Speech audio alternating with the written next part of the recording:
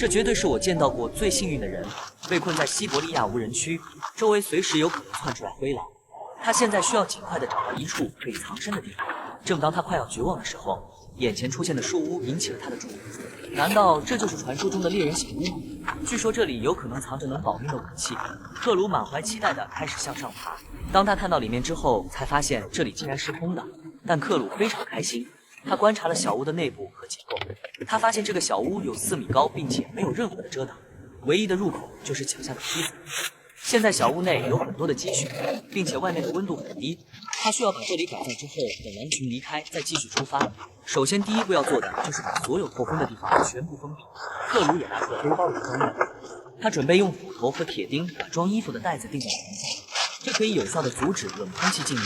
此时如果是你被困这里，外面随时都有可能窜出来狼群，你可以选择带2件装备在这里度过一夜。你会带什么？请大胆的在评论区说出来。我认为有效的装备会在后面点赞，我看看评论区里有没有生存专家。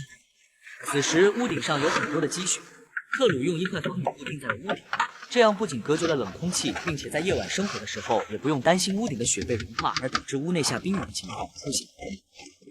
重点来了，这才是极寒天气下最有用的装备。他从背包拿出了地板，别看这个炉子非常小，只要有足够的柴火，这个炉子和烟筒就能把所有的热量散发出去。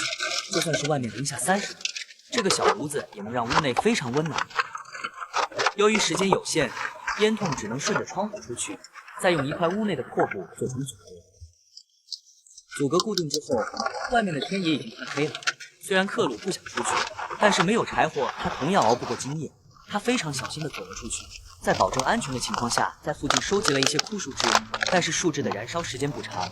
他又在旁边看到一棵倒下的大树，他锯下来一截，准备夜里使用。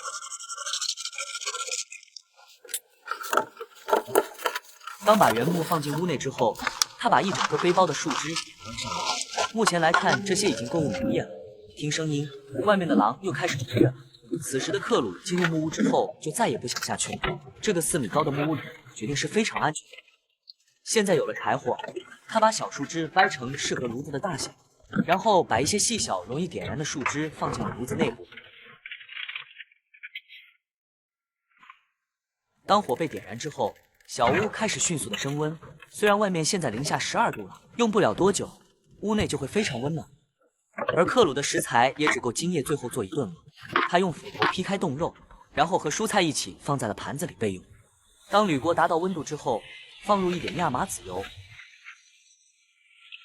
在油温未热的时候放入蘑菇，蘑菇还是处于冰冻状态。油温慢慢升高的时候，蘑菇也会化出来菌汤。当两者混着时，一种特殊的香味就出来了。接下来放入洋葱，增加香味。油脂和蘑菇碰撞出来的鲜香，让克鲁迫不及待地插出来一块品尝。他把肉放进了刚才烤蘑菇的锅内，让这些肉吸满蘑菇的汁水和洋葱的香味。肉炖好之后放进了盘子内，此时锅内还残留着肉和蘑菇混合在一起的油脂，这个味道简直太香了。克鲁盛了一勺肉放进了。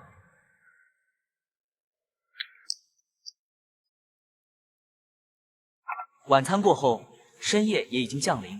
虽然外面寒风刺骨，并且还有狼群围绕，而克鲁却能躲在这4米高安全的小屋内。此时壁挂炉散发的热气让小屋内非常的温暖，外面是冰天雪地，屋内却温暖舒适。此时的克鲁也终于能安心的入睡了。